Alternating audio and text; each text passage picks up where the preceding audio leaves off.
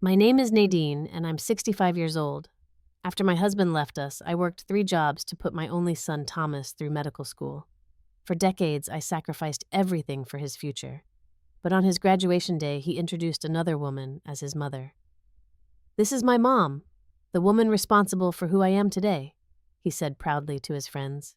The pain cut deeper than any knife could, but I refused to disappear silently into the background. Before I tell you what happened next, let me know where you're watching from and hit that subscribe button if you've ever felt invisible to someone you loved.